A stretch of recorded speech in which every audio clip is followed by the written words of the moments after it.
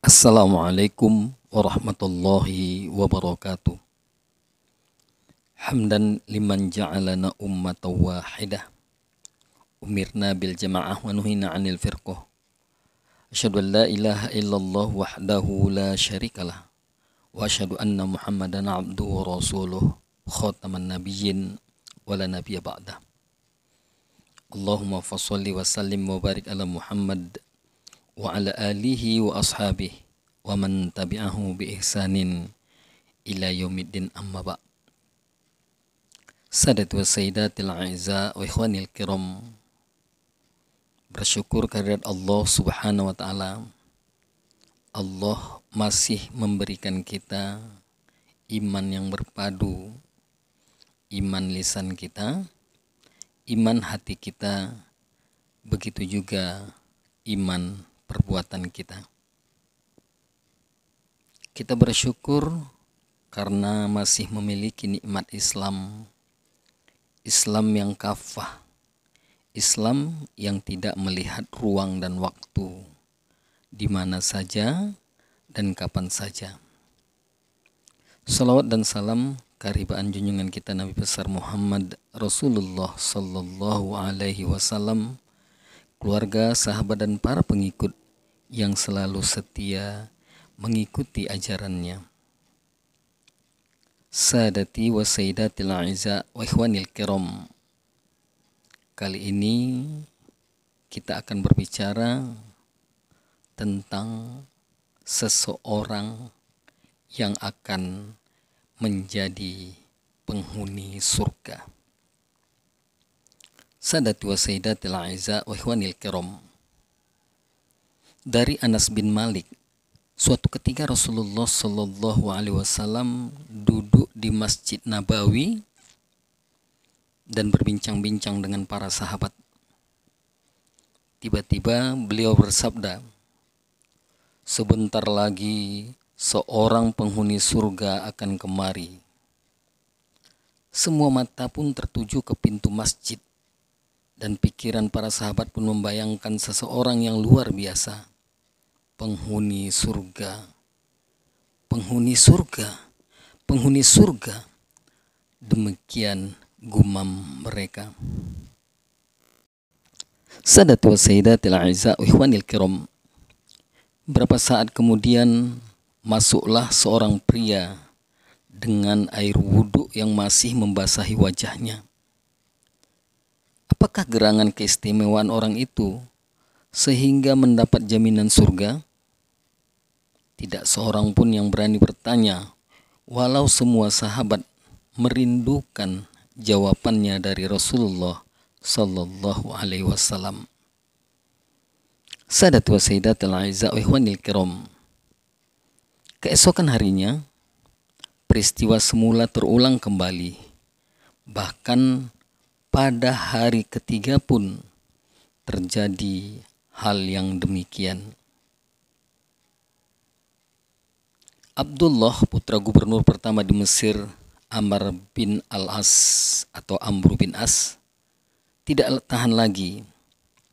Meski ia tidak berani dan khawatir mendapat jawaban yang tidak memuaskannya, maka timbullah suatu ide dalam benaknya.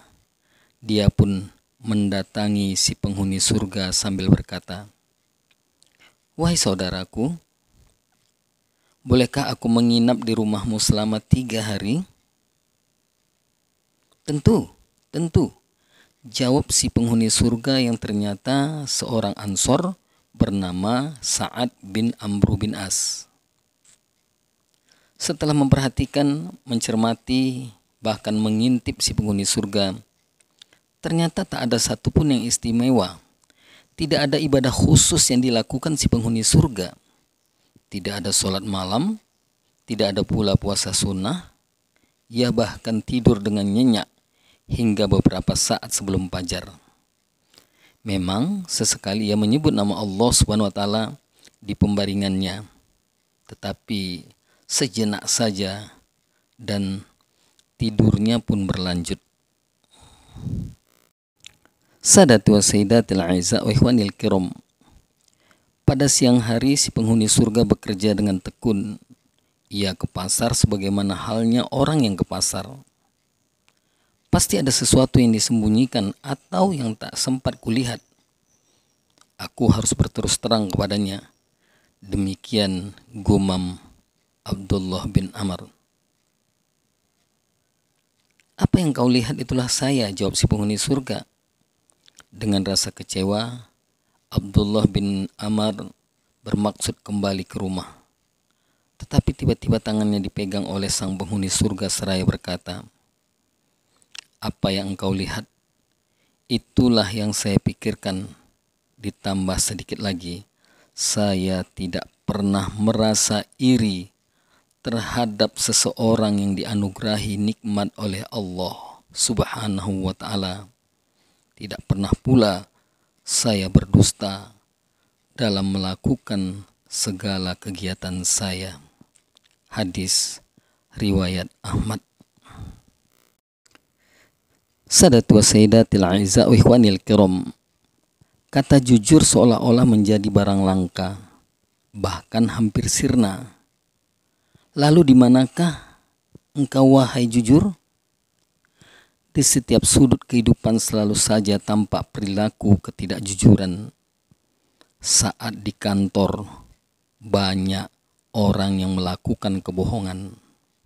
Misalkan tidak tepat waktu atau menunjukkan suatu perilaku yang menampilkan ketidakjujuran. Sikap jujur merupakan sikap positif yang harus dimiliki setiap orang. Namun pada saat sekarang kejujuran merupakan hal yang mulai langka dan jarang. Dan amat sangat jarang kita jumpai. Kejujuran dapat menunjukkan jalan kebaikan yang nantinya dapat membantu mengantarkan kita ke surga. Sikap jujur merupakan faktor terbesar tegaknya agama dan dunia. Kehidupan di dunia akan hancur dan agama juga menjadi lemah di atas kebohongan, khianat, serta perbuatan curang. Sadatu wa sayyidatil a'izza wa ikhwanil kiram. Kejujuran harus ditegakkan meskipun berat dan susah. Orang yang jujur akan menjadi mulia di sisi Allah Subhanahu wa ta'ala maupun di sisi manusia. Ungkapan tentang seorang jujur akan hancur adalah keliru. Allah Subhanahu wa ta'ala menyifatkan dirinya dengan kejujuran. Ini adalah bukti kesaktian jujur. Sekarang ini makin terbuka mata kita terhadap keunggulan perilaku jujur. Betapa banyak orang yang tidak jujur harus masuk ke dalam penjara. Sadatu wa sayyidatil a'izza wa ikhwanil kiram. Kejujuran adalah pujian dari Allah Subhanahu wa ta'ala untuk dirinya. Allah Subhanahu wa ta'ala memiliki sifat jujur dalam semua beritanya, syariahnya, dalam kisah-kisahnya. Semuanya yang datang dari Allah Subhanahu wa ta'ala semakin benar, dan memang semuanya benar. Allah berfirman yang artinya, Allah tidak ada Tuhan selain Dia. Dia pasti akan mengumpulkan kamu pada hari kiamat yang tidak diragukan lagi akan terjadinya. Siapakah yang lebih benar perkataannya dari Allah? Quran, Surat An-Nisa, surat keempat, ayat ke-87. Sadatu wa sayyidatil a'izza wa ikhwanil kiram. Mengapa sikap jujur itu penting? Karena kejujuran dapat membuat hati kita nyaman dan tentram. Ketika kita berkata jujur, tidak akan ada ketakutan yang mengikuti atau bahkan kekhawatiran tentang terungkapnya sesuatu yang tidak kita katakan. Seseorang yang terbiasa berkata jujur akan merasa tidak nyaman saat dia berkata bohong, walau hanya sekali. Semoga kita mampu berbuat jujur dalam segala hal. Yakinlah, Allah Subhanahu wa ta'ala pembela kita semua. Pembela orang-orang jujur, dan orang yang jujur pasti akan mujur atau beruntung. Sadati wa sayyidatil a'izza wa ikhwanil kiram. Demikianlah yang dapat disampaikan. Apabila ada kesalahan itu datangnya dari saya, dan kalau benar itu datangnya dari Allah dan Rasulnya. Lebih dan kurang mohon maaf kepada Allah, saya mohon ampun. Wabillahi taufiq wal hidayah. Assalamualaikum warahmatullahi wabarakatuh.